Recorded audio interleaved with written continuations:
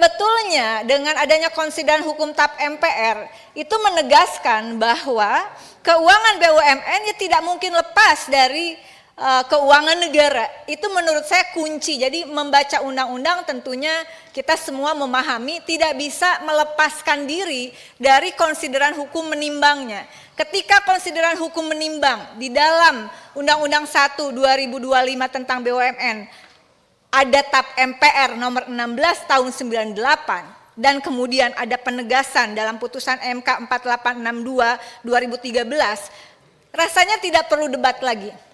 Memang keuangan BUMN sebagai keuangan negara begitu.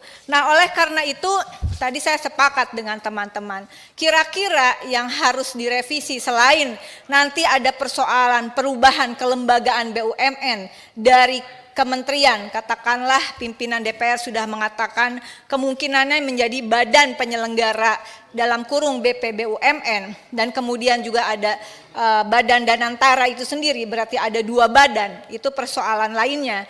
Namun dengan demikian untuk sekretariat juga mohon diingatkan kami nanti pada saat pembahasan, artinya ada perubahan di ketentuan umum pasal 1 tentang menteri itu masih ada atau tidak begitu ya, karena akan merubah batang tubuh selanjutnya. Pasal 4A ayat 5 dan pasal 4B mohon masukannya, ini kalau ada perubahan dengan konsideran hukum tadi kira-kira bunyinya seperti apa Prof begitu, supaya kami yang bukan pakar hukum ini nggak salah begitu, bahwa setiap kata, setiap titik koma itu memiliki makna hukum. Dan kemudian dari saya sendiri, kalau di Undang-Undang nomor 1 tahun 2025 pasal 7 itu dihapus dan kemudian dimasukkanlah pasal 9 tadi, 9 ABCDEF begitu. Dan menurut saya pimpinan, berdasarkan masukan dan diskusi kita yang cukup panjang, pasal 7 itu dihidupkan kembali dengan 2 ayat. Nanti mohon tanggapannya. Pasal 7 di Undang-Undang 19 2003, para anggota direksi, komisaris, dan dewan pengawas dilarang mengambil keuntungan pribadi baik secara langsung maupun tidak langsung dari kegiatan BUMN selain penghasilan yang sah. Dan di perubahan ini, saya kira ini momentum ini untuk juga para pakar hukum membantu kita karena BUMN ini penting sekali.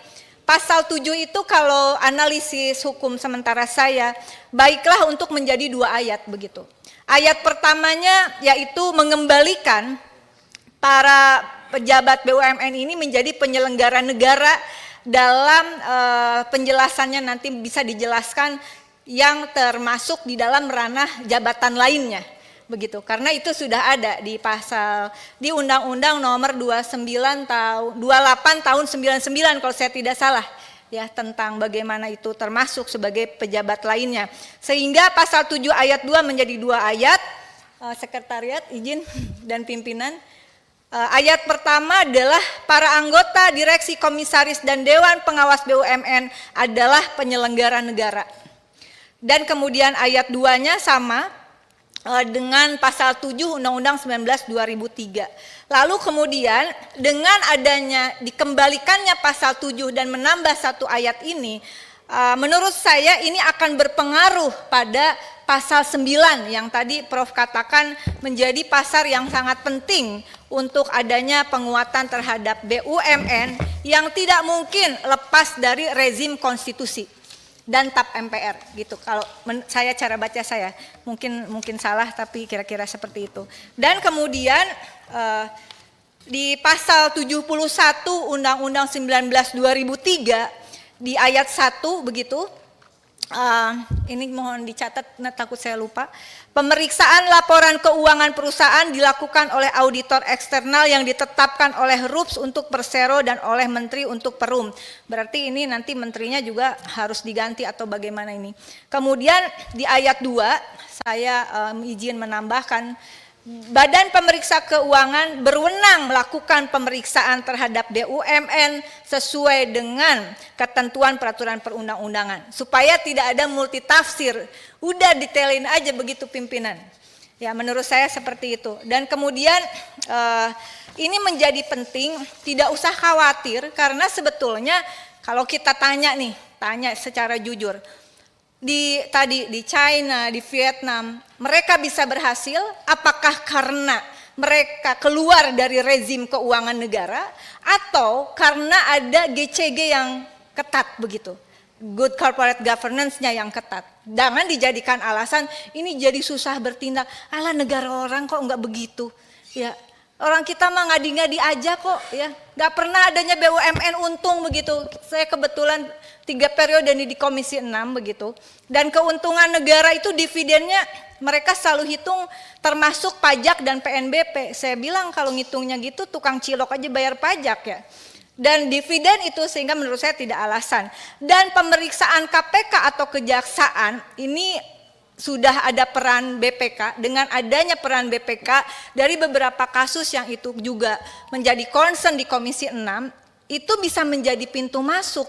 Justru dengan adanya audit BPK ini menjadi pintu masuk untuk tindak lanjut dari APH, dan APH-nya juga tidak bisa berdasarkan asumsi APH sendiri ya, karena harus cross check juga dengan BPK. Ya, sudah menjadi rahasia umum ya, ada oknum-oknum APH yang juga terlibat di dalam mafia peradilan lah, kurang lebih begitu. Nah, kemudian yang terakhir izin pimpinan, larangan rangkap jabatan begitu.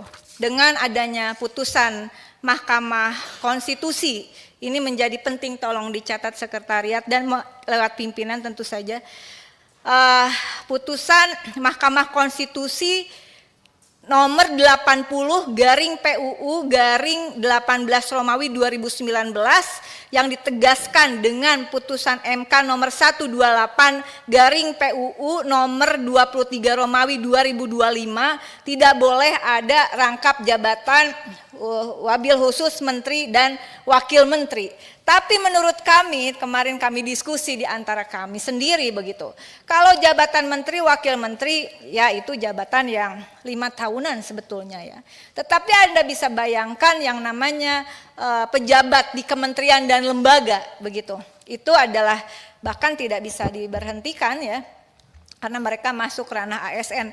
Nah, ada eselon 1, eselon 2 dan pejabat struktural yang menurut kami itu juga tidak bisa mereka rangkap jabatan komisaris. Kemarin saya katakan ada di satu kementerian 39 di Kementerian Keuangan jadi komisaris begitu ya. Dan menurut saya itu justru menjadi tidak efisien. Hal seperti ini tidak mungkin terjadi di negara lain. Apakah mereka bisa menjadi komisaris di BUMN di perusahaan negara? Bisa, tapi kalau udah pensiun. Kalau masih menjabat kan nggak bisa begitu. Nah, tapi kemarin ada pandangan bahwa diatur oleh Undang-Undang ASN itu diperbolehkan begitu.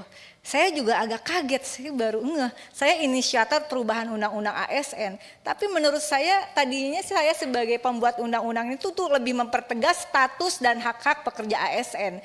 Saya tidak tahu tiba-tiba ada apa nih, kok ada sisipan urusan pejabat ASN di kementerian lembaga bisa jadi komisaris. Nah, tapi dengan adanya inisiatif dari katakanlah Presiden Prabowo untuk merevisi Undang-Undang BUMN ini, menurut saya ini menjadi pintu masuk.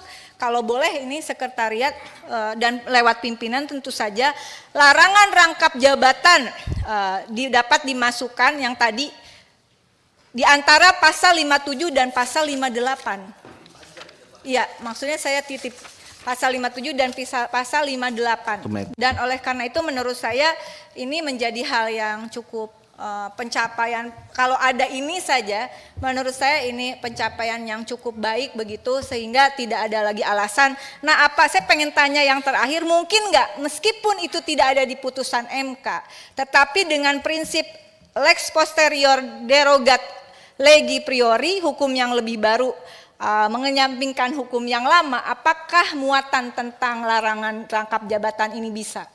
Terima kasih. Assalamualaikum warahmatullahi wabarakatuh.